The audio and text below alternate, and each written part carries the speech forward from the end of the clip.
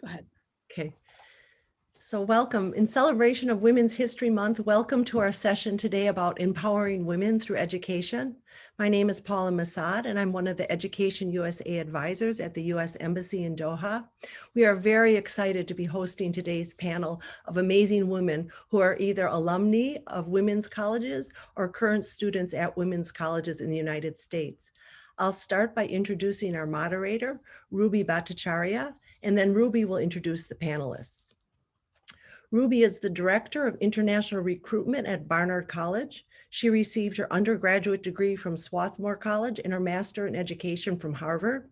Ruby also currently serves on the International Association for College Admission Counseling's Executive Board as Vice President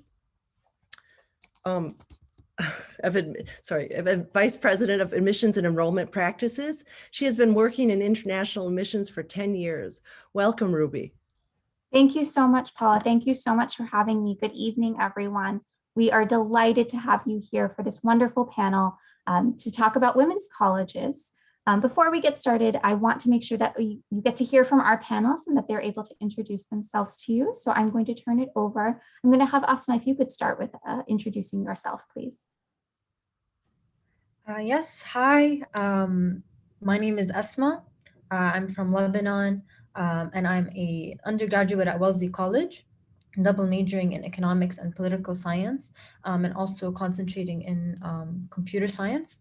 Currently, I'm a visiting student, an undergraduate research assistant at the MIT Department of Economics, where my research focuses on the economics of the pharmaceutical industry. And I'm also the president of the Wellesley Arab Women's Association at college as well. And an organizer at the MIT Arab Conference, which is the largest Pan-Arab conference in the Northeast. And a lot of my experiences have been really invaluable at my college. And so I'm really happy to be at this panel and to speak about my experiences. Thanks, Asma. Paula, if you could go to the next slide, we'll go on to the next person.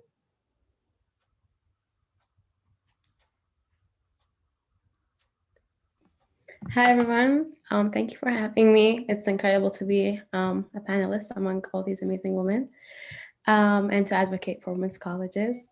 My name is Jasmine Fauzi. I am from Iraq. I am currently a senior at Mount Holyoke College, double majoring in international relations and biology. And some of the things I am involved with on campus, I work for the admissions office as an admissions ambassador. I am also very involved in the biology department. So I am a plums mentor, a biology mentor, and I also am a research assistant for a politics professor in the politics department. And I also serve as a residential assistant. And I am the chair of the Arab Student Union on campus. Other things off campus I'm involved with. So we'll later talk about this, but women's colleges really do offer a lot of opportunities to kind of gain experience while you're in college. So I have interned for the New England Public Radio and Community Legal Aid, which is, and I interned as like a legal assistant. And I'm also an intern for the World Language Center close by. Thank you.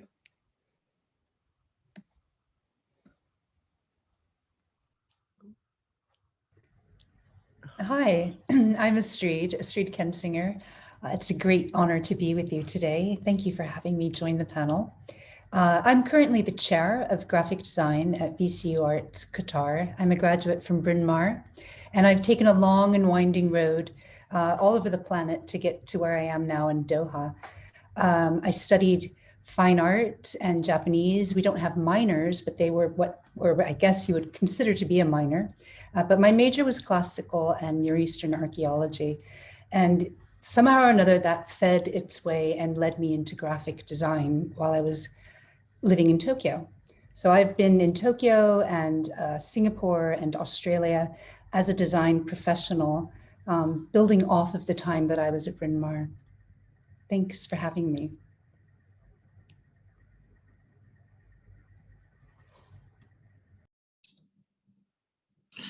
Hi, I'm Sarita Glasberner-Moen.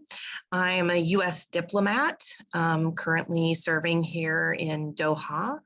I'm a graduate of Mills College, which is in the Bay Area of California. I double majored in international relations and German studies, and I was 1 credit shy of a Spanish minor in addition to those 2. I did a whole bunch of studying overseas, and I think one of the nice things about women's colleges is that they tend to be a little smaller. So I actually talked the international study program into letting me do 2 in 1 year. So I did Mexico and Germany/Austria within 1 year. I'm also an attorney by training. I received my JD, my Juris Doctor, from the New York University School of Law. And happy to talk about that a little bit as well. I've served all over the world. I'm married and have 2 kids. So if that's one of your myths about women's college students, I'll break that for you right now. And I'm happy to be here.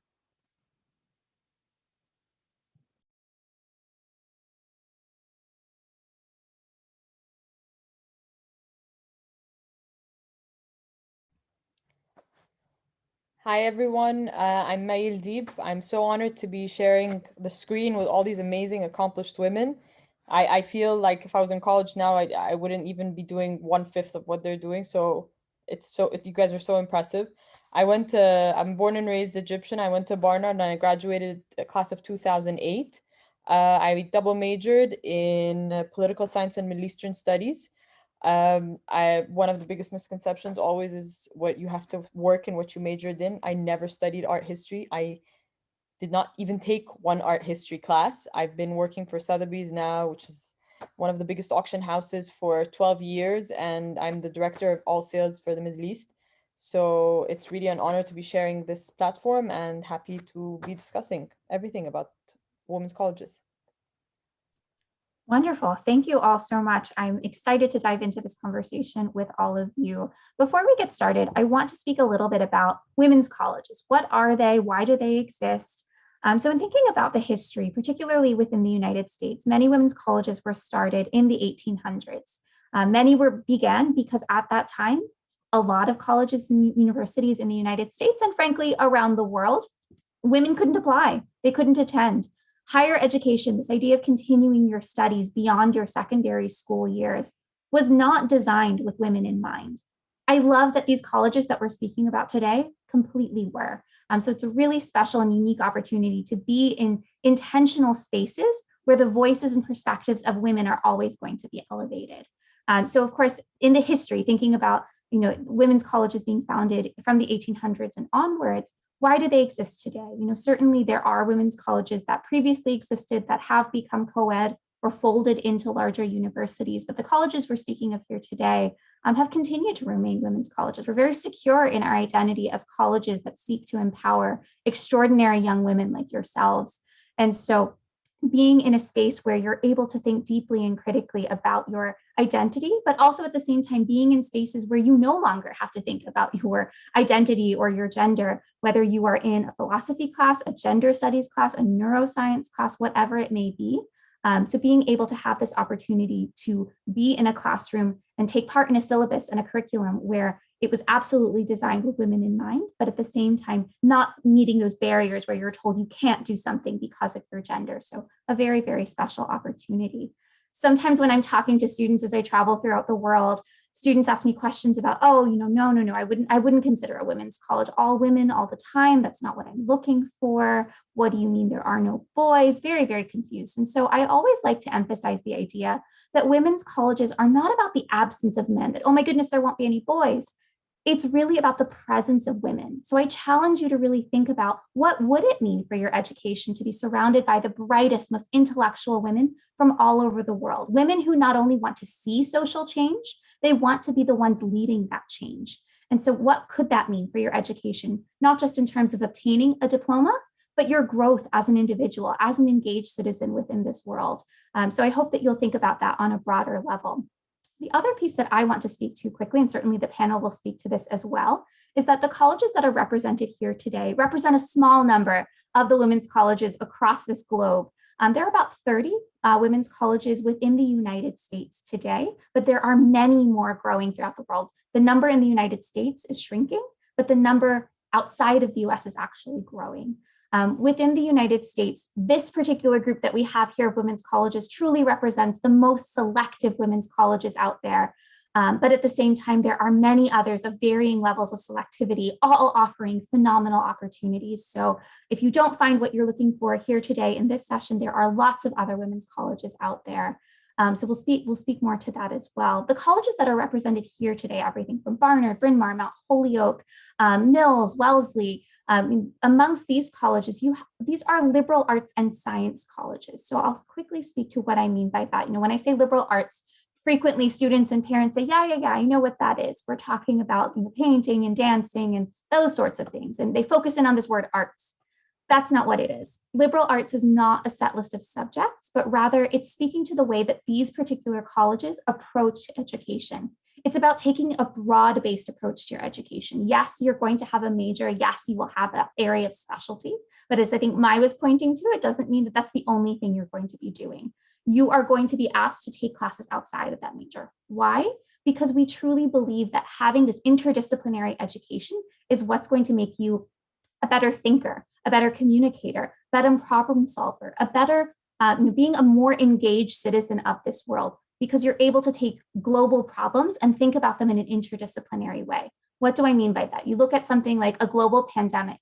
You're not just thinking about the science of a virus, but you're thinking about the economic impact, the psychological impact. You're thinking about these broader implications. And so a liberal arts and science education is going to challenge you to do that, where you're going to be able to think from a lot of different perspectives. I also emphasize liberal arts and science, that yes, our students are very much studying the sciences. So you're going to hear from firsthand experience from our women's college graduates and students who are thriving in the sciences at their women's colleges, where you are getting lots of opportunities to engage in hands-on research and being able to be guided by strong female mentorship at their institutions. So that's a little bit about women's colleges. I'm excited, though, to turn it over to our panel. And with the first question, I'd love to start, Sarita, if you could speak a little bit about why you chose a women's college and how it helped you to grow. Yeah, so when I was looking for colleges, I come from a very small town in Oregon, and I didn't want to go to a huge school. That was one thing that I knew about myself.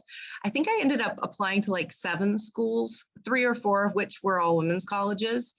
And I had the most amazing visit at Mills College. I went to visit. I'm actually wearing my eucalyptus earrings in honor of Mills. It's a beautiful campus. And I think women's colleges share this. Often they have a beautiful facilities, historic buildings. My school, I was an ambassador, as I think 1 or 2 of our students are here, and gave tours of the campus at one point.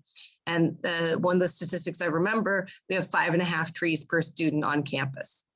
So I loved my campus. I loved the experience of living in the dorms.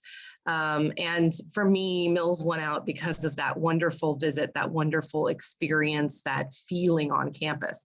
But I will say, I also, I had studied abroad in high school, and I wanted a school that offered German because I had that. I wanted a school with a theater program because I enjoy the dramatic. I wanted I wanted that as, I didn't major in it, but that's what liberal arts colleges offer, right? And so I wanted that to be something, and I wanted an international relations option. I actually have ended up where I thought I would be. There was an article about me in my little paper about how I wanted to be an ambassador, and I'm not an ambassador, but I am serving in an embassy overseas. So it hasn't been a straight path, but it's been a wonderful experience. And being in all women's college was amazing. A couple of the things that I think about when I reflect on my time there. One of the classes you were talking about liberal arts college. One of the classes I remember and loved was called Genetics as a Human Issue. So we studied genetics and the science of genetics, and then the ethics of genetics. And it was just a wonderful fusion of the science and a much softer topic, the ethics. Also, Mills had a wonderful, or has a wonderful, rare books room, and I believe they've sold it. Maybe our Sotheby's person saw it on for sale, but they had a Shakespeare's first folio, and I got to hold the first folio and the beautiful rare books they had. Again, this had nothing to do with my major. It was the job I had on campus. So I felt very empowered. I think sometimes people think women's college is a limiting thing, you know, you're limited, but for me, without question, it was a liberating, empowering experience, and I loved it. My best friend to this day was somebody I met in the dorms, and we've traveled the world together. So yeah. Thanks, Sarita. Asma, could you talk a little bit about what led you to Wellesley?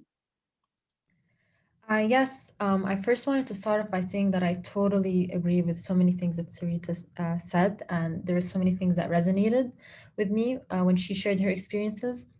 But my experience when I was looking for colleges is, at first I wanted to apply to a mix of large universities and liberal arts colleges in the US, UK, Canada, Lebanon. And so when I was looking at Wellesley, initially it happened to just be it was a liberal arts college that happened to be a women's college. And I also wanted to be close to a city, and Wellesley checked that box off.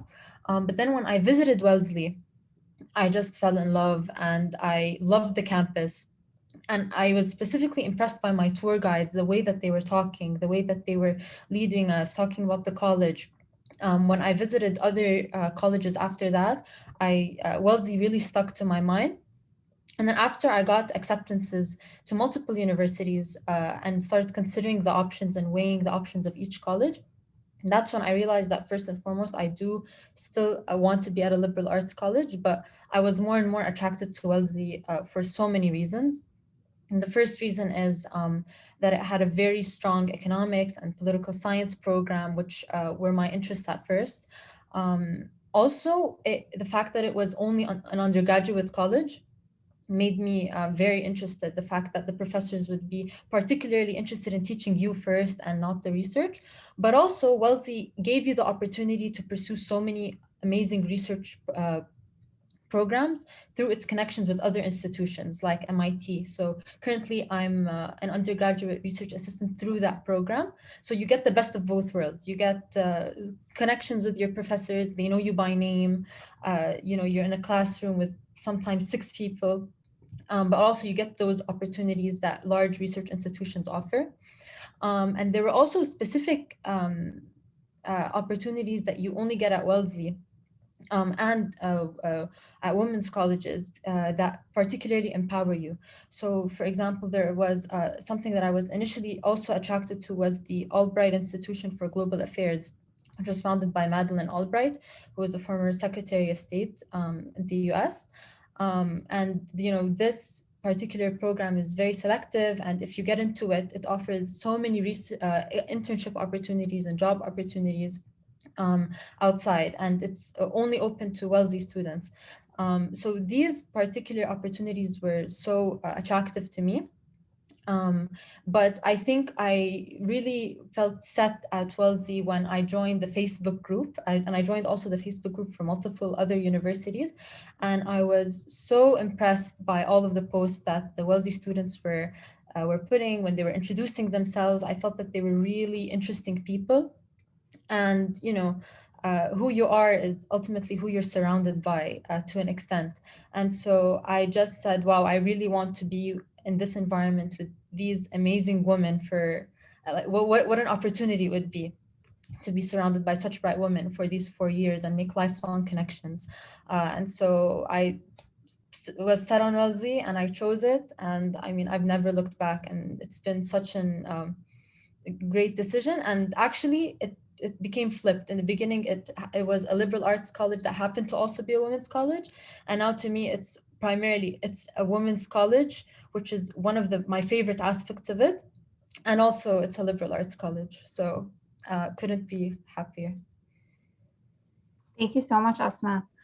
Yasmin, I'm going to ask if you wouldn't mind talking a little bit about the opportunities you had during your women's college experience and how they've helped you to grow. What changes have you noticed in yourself during your time at college? Absolutely. Absolutely. And yeah, I have had so many opportunities coming here. And like Asma, I don't regret at all coming to a women's college. It's one of the best decisions I've made in my life. And Holyoke provides, as like other women's colleges, a lot of opportunities on campus, whether that be with the faculty, with the students, with alums. And I don't want to like even start to get into like the alumni network we have all around the world, not just like within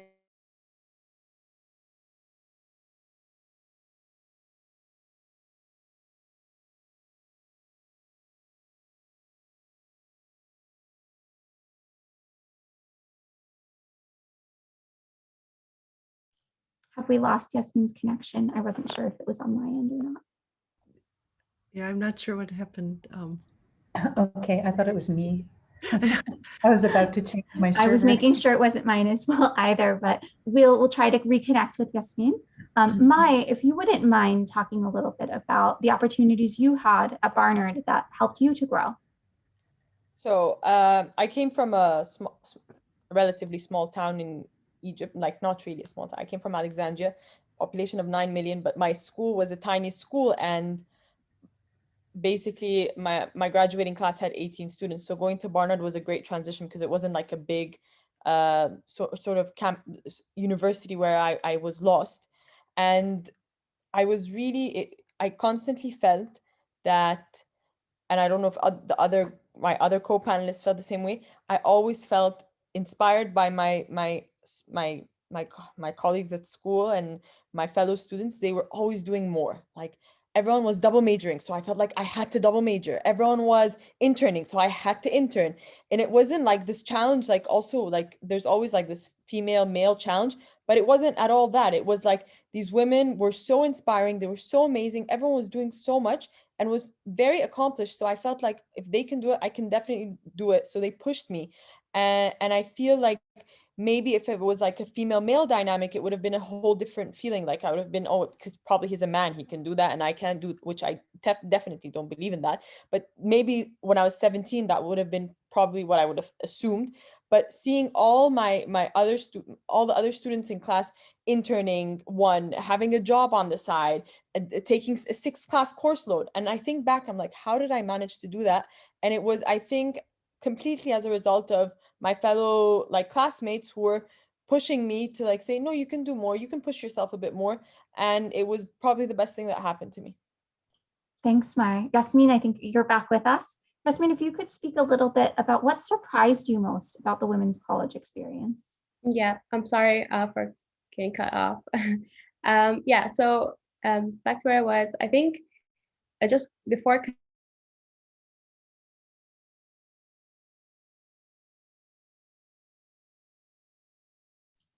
I think our we may women's colleges generally exist there we go.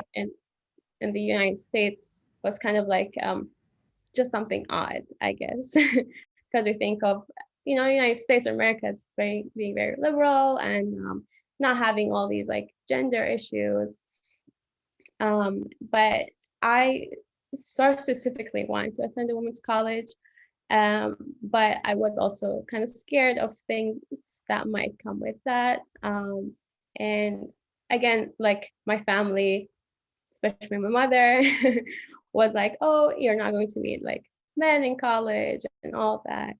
But it's good that I still had that kind of support because they knew I wanted to go there to get like an outstanding like education, rather than kind of focus on that aspect of my life for now. But yeah, like I think the amount of opportunities here is what surprised me the most. Just in everything, like leadership roles, being able to organize events, have speakers on campus. And what I think was most kind of life-changing for me is the way I express myself. So I think that's just such an important quality to to have, the ability to express yourself, be that in writing or like a thoughtful comment in class. And I think that I might be biased, but students in women's colleges demonstrate the skill really early on, because that's really part of what the faculty, like the professors, and just generally like the mission of the whole like institute advocates for. So yeah, so I think that's like one of the reasons, along with a lot others. And like I mentioned, I think being here has opened so many opportunities for me, has kind of allowed me to think more broadly, in a sense, where not just I was thinking of going to like the medical field after graduating, just studying biology, because that's what I knew in high school. But I think coming here and taking like social science classes and like data science classes, and just taking all these different kind of classes that I didn't think I would have enjoyed otherwise, was really life-changing for me, because right now I'm also interested in a medical field, but more in a more social kind of aspect of it. And like I said, I'm also doing research on epidemiology and public health, which are things I just wasn't aware of at all. And I think that is, for me, like one of the best things, because I know what I want to do in life, at least a little bit more than before, and which is kind of like advocating for better healthcare, especially for women in the Middle East. So. Thank you so much. I think that I hear that often from women's college graduates coming out of their college experience with an increased sense of self. They have a better understanding of themselves by virtue of this women's college experience. So thank you for sharing that. Mai, if I could go back to you, what surprised you most about a women's college experience? Well, I don't know so Barnard's very unique in the sense that it has, you're a liberal arts college, a women's college within a greater university campus. So you're part of Columbia. My major, when I started, I don't know if you guys are aware, Barnard has this great program. I'm not sure if it's still on, the 9 Ways of Knowing. And Ruby, I don't know if that's still part of the core. It's called the Foundations these days, but it's a very similar idea. Okay, so it was the 9 Ways of Knowing, and basically, though, I thought, oh my God, all my classes will be only girls, and it wasn't like an issue for me. It was a non-issue, but because of the major I wanted to focus on, it was completely available only at Columbia. I ended up taking all my classes at Columbia, and I had no idea that was going to be the case. I also had no idea about, like, I went in blind, I have to say. Like, I had no idea I didn't have any preconceived notions, but also like it was the best surprise ever, because I realized, and I'm not sure if I'm really making sense, being surrounded by strong, and this is such a Barnard thing, strong, beautiful other Barnard women, they sort of lifted you up, and they sort of were there for you, whether it be emotionally, whether it be, they were there for you if you wanted to, like the alumni network, the Barnard, like I was babysitting, and then my first babysitting job, she offered me my first internship, and it was all a Barnard connection. And it was like these links that you create also as women, which is very historic. Like, women support, and it's true, women are the only people who can support one another, and you really find that in Barnard. Thanks, Mai. Astrid, I'm going to turn it over to you. If you could talk a little bit about the opportunities that you had at Bryn Mawr that shaped your path, and perhaps as well, now that you're in academia, what reflections you have about your academic experience at Bryn Mawr. Oh, yes. Well, I love Bryn Mawr. And so it's really wonderful to be able to talk about the experience of a women's college. I was a huge bookworm, and was brought up, I'm old, in the 70s in San Francisco. So that marks my time as having hippie parents. So we had no television, and we were not involved in any kind of pop culture. So we would just read and go to poetry gatherings and listen to music. And when I got to Bryn Mawr, I found just this network of sisters that I could actually relate to. I was really interested at that time in classics, classical mythology. And I would spend hours and hours and hours poring over different myths. And I chose Bryn Mawr because, not because it was a women's school, but because it had this really strong classics department. And it was a debate between Yale and Bryn Mawr, and Bryn Mawr somehow won, not because it was a women's school, but like I've heard expressed here, by the time I was through the 4 years, the fact that it was a women's school, I mean, I would love my daughter to experience this, just the sisterhood that grows out of this. One of the things I really particularly loved was just how you could weave together, because it's a liberal arts school, so many different threads. So, you know, it was like, I was interested in Japanese, I spoke Japanese, I was interested in fine arts, and I could go to Haverford, one of the tri-college schools that we're associated with, to do fine arts, while I was studying classical and Near Eastern archaeology and studying Greek and studying German and Hindu philosophy and you know, Roman cooking and just this huge range of things that, if you were being pragmatic about it, you would say, well, how is that going to lead to a job? And yet, because it's a liberal arts school, I think what these women's schools are so wonderful about, really inculcating in us is this deep, deep love of learning, which is a form of systems thinking. And that's kind of what led me into my own path in my career in academia. So I had this grounding, a deep, deep archaeological grounding in culture and history and art. And it just led naturally somehow to Tokyo on a scholarship from Bryn Mawr. And I was able to self-teach into the design world and become a very active designer. You know, and design is art and technology and emerging technology, so a bit STEM-like, but with the arts.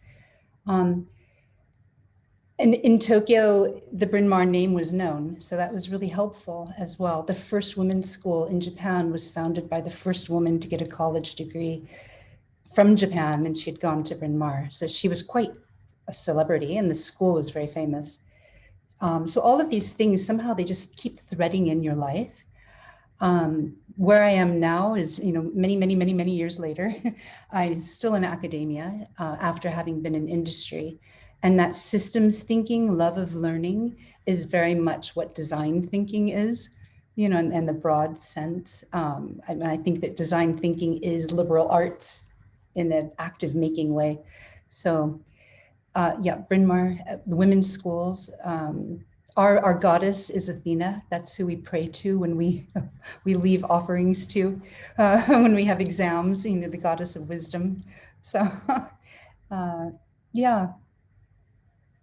Thank you If you so have much. any questions, I would love to talk more. Sure, and certainly if the audience has questions, please feel free to send those into the chat. We are monitoring those. That I want to address now a little bit about, there are a lot of misconceptions out in the world about what a women's college is, what it isn't. You know, certainly, and we've started to touch on them here today, you know, certainly addressing this idea of science as at a women's college. You know, I've encountered families and students as I've traveled who say, okay, but I want to study science, so I'd have to go somewhere else, right? And as we've said, you know, Yasmin is studying in the sciences. You know, there are strong science offerings at our colleges. I think there's often misconceptions around political views, you know, thinking that every student must be a feminist or of a particular political view to attend a women's college. There are myths and rumors around, well, oh, if my child attends women's college, they'll never get married. Or that they'll be completely cloistered away from, you know, the real world, that a women's college experience isn't practical because it's not reflective of the real world. When I mention all of these things, what do our panelists think about that? What are the things that you experienced during your time at your women's college or currently at your college that helped you to challenge these misconceptions? Because frankly, you know, none of these things I've said are true. These are all myths and rumors. But what can our panelists say to help families and students understand more about the women's college and to overcome these frankly, you know, these fears that people have that are mostly rooted in falsehood? Whoever would like to start. I can go. So I think I was also, before attending, maybe the one misconception that I was afraid of is I wouldn't be prepared for the real world if I went to a women's college. And this is especially true because I was in a co-ed school before that. So I really didn't know what exactly to expect. But the thing is, when you go to any college, they're all going to teach you probably the same curriculum, but it's the values that are nurtured that are going to change.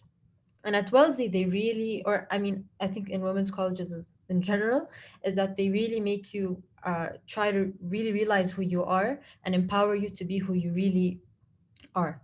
And so when I was at Wellesley, I remember like feeling that my child, that the child like me came back, the child that really loved math and STEM. And this also challenged me to take on classes, and the environment was so encouraging that I'm now even taking a concentration in computer science. And so I think it really encouraged me in this sense. And it also just encourages you to do like a lot of deep reflection and know who you really are.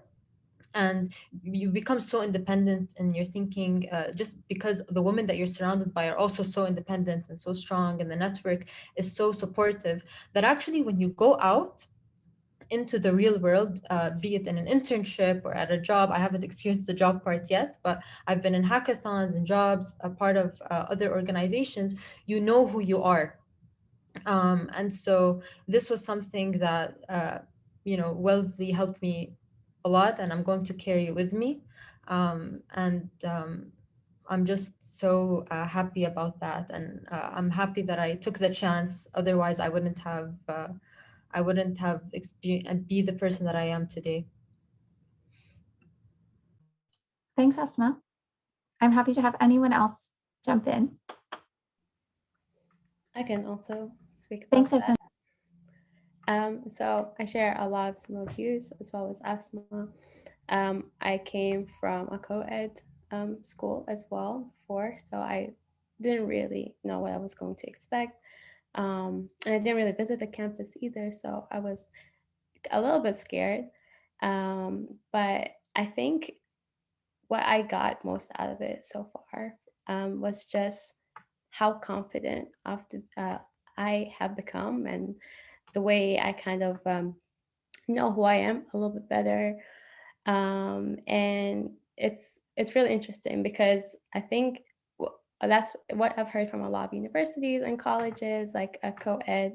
It's that they don't like your community or your support system doesn't really kind of focus on that aspect of kind of encouraging you to kind of discover yourself and gain more confidence. And like Asma, I was a bit terrified that this would be such a comfortable environment for me that I wouldn't want to like go out into the real world and interact with men. But it's interesting now that I interact with men a lot more confidently than before, whether that's like through the internships I've had or even with like family members or when I go outside or faculty. So and you do interact with a lot of men. I think a lot of like women's colleges have kind of like affiliations with other co-ed institutions. So you would definitely be able to like take a lot of classes with boys in class. And I have done that here because Mount Holyoke is part of the 5 colleges, which is, so we're part of Amherst College, UMass Amherst University, Hampshire College, and Smith College. So we get to take classes in any one of the institutions. And I just didn't like the experience at all. Not because it was like overwhelming or just I felt like terrified to talk in class, but it was just much more aggressive and much less productive, I think. So yeah. Thanks, Yasmin. I want to, Sarita, I'm going to call on you now, if you don't mind. One of the things that I think is often very underrated or very perhaps unknown is that women's colleges provide a phenomenal preparation for graduate school. You see extraordinarily high rates of women's college graduates continuing on to business school, law school, medical school. PhD programs. You see an exceptionally high acceptance rate to medical school among the women's college graduates. And so, these are liberal arts and science undergraduate colleges that we're speaking of, but they provide this phenomenal support and provide this wonderful preparation for continuing on to truly the best graduate schools throughout the world. So Sarita, if you could speak a little bit about how your Mills experience prepared you for your graduate studies and consequently led you into your career. Sure. So when I finished at Mills, I did 2 international programs. I actually applied for law school right when I finished. So I applied to Yale, Columbia, and New York University. And they are the top schools when it comes to international law, which is what I wanted to do. And I had a lot of support for that. I actually ended up deciding not to go straight out because I got a Fulbright, which is a wonderful program. Also, something as an American diplomat I am truly proud of. Please look it up. It's available for Americans to go overseas and also for foreign students to go to the United States. Wonderful program. And I was accepted to a program through the U.S.-Indonesia Society to spend a summer in Indonesia. So I spent the summer in Indonesia. I spent a year doing a Fulbright in Germany, and then I started studying at New York University to get my degree. And the fact that Mills was very supportive of helping me to apply for the Fulbright, helping me get ready for my applications for law school. And I think one of the things that sort of when I'm thinking about women's colleges, when I talk to people about women's colleges, men are very willing to put themselves out there. For example, with jobs, a man is much more willing to apply for a job that he may not have the qualifications for than a woman might be, right? And so when women are the sole people in the room, the student government is going to be all women. The people who speak first in class are going to be all women. And so going to this small liberal arts college, all women in the Bay Area of San Francisco prepared me for a huge law school where over 100 students were sitting in a classroom together with the Socratic method in Greenwich Village, right in the heart of New York. Without question, I was much more willing to stick my hand up there and answer those questions. And it prepared me for what happened as my first career after law school, which was that I became a prosecutor and first a deputy district attorney and then an assistant attorney general. So which I also loved. I loved being a lawyer and now I love being a diplomat. Thanks, Sarita. Astrid, if you wouldn't mind speaking to how your Bryn Mawr experience shaped your path to graduate studies and onward.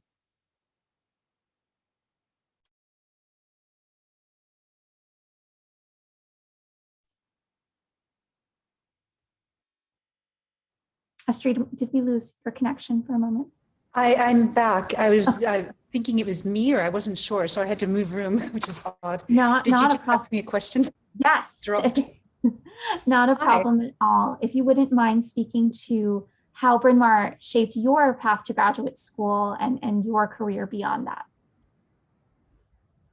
So when I was, as I mentioned in Bryn Mawr, I had the strange kind of threads that were coming together that were rather diverse. I mean, the Japanese, the fine arts, and the classical Near Eastern archaeology as well. Like my specialty was Neolithic pottery from Iran and Iraq.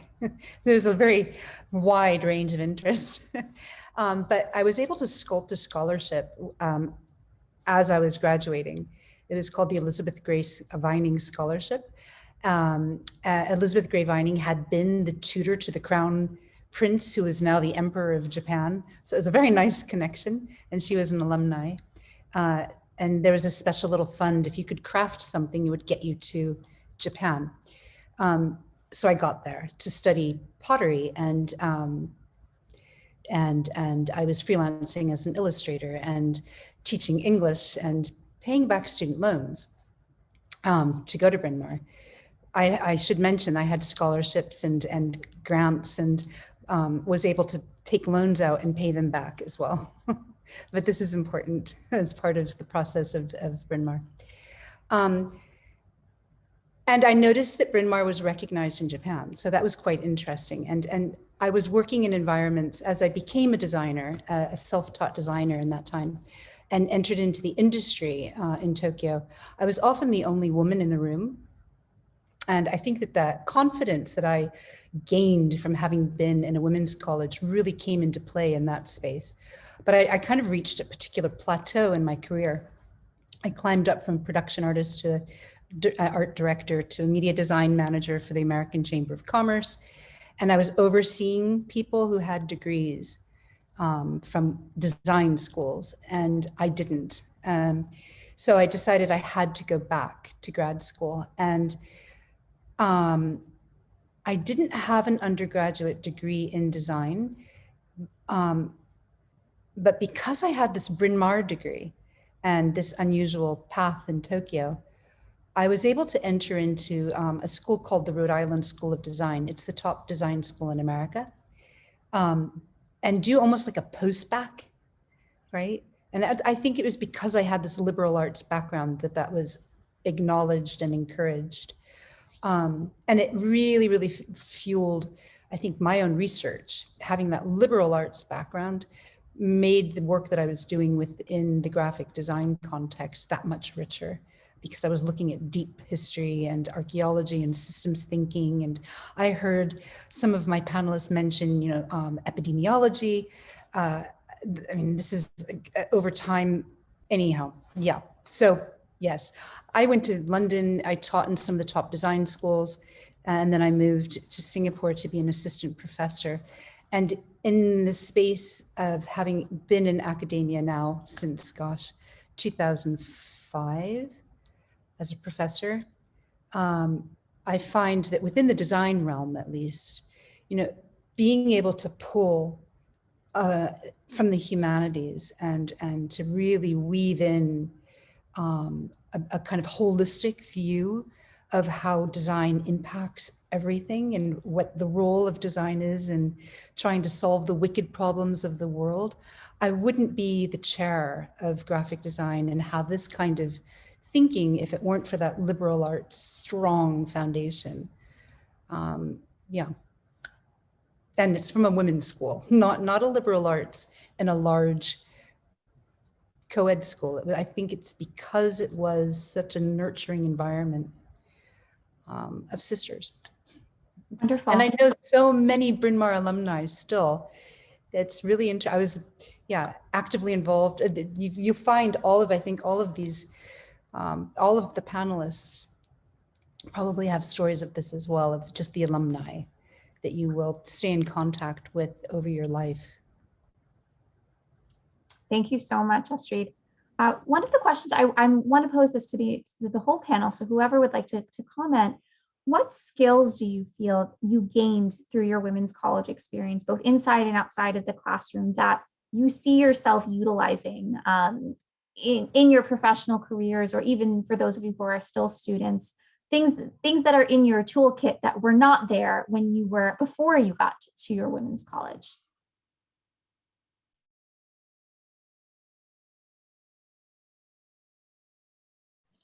I'll start. I am from rural Oregon, which is not a particularly diverse place. And so I went to school with people from all over the world. One of my friends, Özlem, was from Turkey. I had, there were quite a lot of women's colleges have quite a big cadre of international students, which is great. And my school happened to be in Oakland in the Bay Area, which is a super diverse place to be. So for me, even though I had studied abroad, I had lived overseas, I had lived in Germany in high school, this exposure to diversity, diverse students, a diverse community was wonderful. It was a wonderful way to start my higher education experience. Absolutely. I think that the diversity of women's colleges often isn't highlighted enough either. That I think there's an assumption that, oh, well, they're all women, they share this identity, therefore they are very similar to one another. And that couldn't be farther from the truth, that there's such incredibly rich diversity within the student bodies that the college is represented here today. So thanks for highlighting that, Sarita. Others, what other skills or experiences? Yeah, Mike, please go ahead. Honestly, and a lot of people find the discussion where we had, like, because you don't have the male component, you really have you grow up feeling like you sort of rise through college years thinking, I can do anything, like no one can stop me, I can only stop myself. And that's something that I sort of was able to cultivate at Barnard. And prior to that, it was always like, maybe he'll be smarter, maybe he will be number one in the class. But that sort of, this thought process is totally eliminated. And you know what? They are your equal. And if at one point you realize, actually, I'm superior to him in all ways, like a woman has a much higher emotional IQ than any man you'll ever meet. A woman has the capacity to multitask way more than a man. Like, I'm not trying to generalize, but women are so superior and women are so great, and you really are able to sort of hone this skill in and this belief being at a women's college. Thanks, Mari. We have a few minutes left. I want to be mindful of the time. Could I have maybe a couple of panelists offer advice to the strong young women in the audience who are maybe hesitant if trying to determine, is this going to be the right experience for them? I think we have, it seems like based on some of the comments that have come in, some young women who are looking to be inspired, who are wanting to be leaders, but aren't quite sure of if their dreams are going to come true in that way, or perhaps given where they're coming from. So if some of the panelists could speak to what advice you would give these prospective students.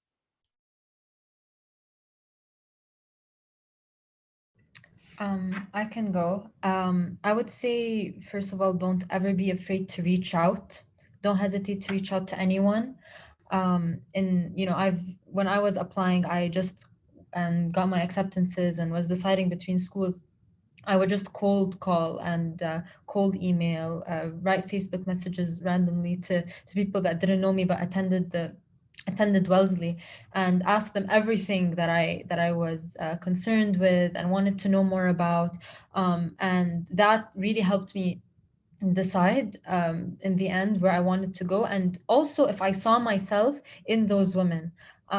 So I think for me, when I was talking to a lot of women and reaching out, I realized, wow, they're so strong and so eloquent, and so I want to be like them, and it helped me kind of narrow my decisions a lot. So if you're ever concerned, I mean, there's always somebody who's actually been in your shoes, number one, and probably also got advice from someone else, and number two, would love to talk to you and share their experiences with you. Thanks, Asma. Yeah, Astrid, go ahead. If you are a fan of Green Gables or of Harry Potter, or of if you have a romantic tendency towards education, like the love of learning, I think a lot of these schools they really cultivate this and nurture this as well. Bryn Mawr has a lot of beautiful buildings. It looks like a little miniature Oxford. And we have these crazy traditions like singing in Greek, lantern nights. I mean, it's like entering into this magical world of intellectual and academic play, but it's rigorous at the same time. So if that in any way, if that appeals, I think that the Seven Sisters or the women's schools would really appeal to you, because there's an environment or culture that's very, very particular and unique, and very special. Thank you. Any others want to share their thoughts? Yeah, Yasmin, please. Add a comment.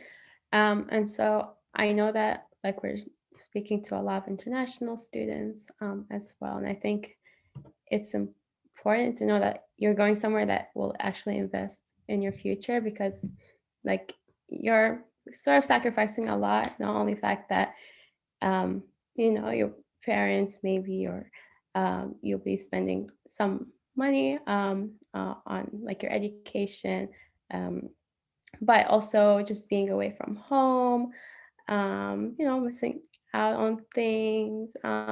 So I think just knowing that where you're going is a place that will invest in your future and will provide you with like a support system that you need is really important. And I think, I don't know, if I speaking for myself, I really found that at Mount Holyoke. So it really, really became like my second home. And I've been feel so comfortable now here, and it has made being away just a lot easier.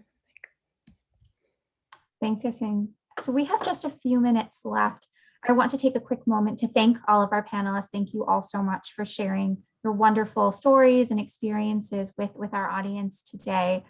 So for many of you who are in the audience and you're wondering, what now? What do I do now? I'm excited about women's colleges, or I still have more questions. What are the next steps? So I'm going to invite Paula from Education USA to come back on to share a little bit of more information about, for those of you who are thinking of studying in the US, how Education USA can be of help to you. As someone working in international admissions, Education USA is an incredible help to us on the college side. Education USA is truly the official source of information outside of the US. So if you are at all interested in studying in the States, you're very, very lucky to be connecting with Education USA. So Paul, I'm going to turn it over to you.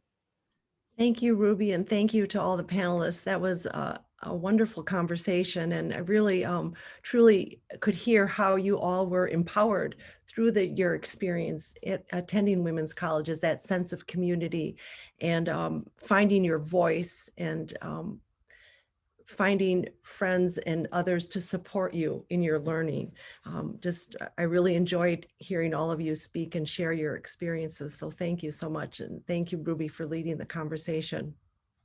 We want to let you know that coming up, we do have a virtual university fair on April 6th and 7th.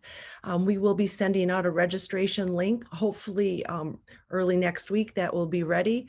It's going to be a very exciting fair. We will have at least 50 US colleges and universities participating in the fair. It will be from 4 to 8 p.m. Doha time. So we hope that you'll be able to attend and actually have an opportunity to speak directly with admission counselors from different US colleges and universities. We at Education USA offer free and unbiased guidance for students who are interested in applying and studying in the United States.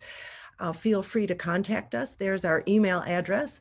We are also happy to set up individual advising appointments with you. If you send us an email, we will work with you to get an appointment set up. If you would like help narrowing down the search, there are almost 4,000 universities in the United States, so it can be a bit of an overwhelming process trying to narrow down and find that best fit institution for you. We'd be happy to help. So please reach out to us for questions about undergraduate or graduate studies. Asil, did you want to add anything?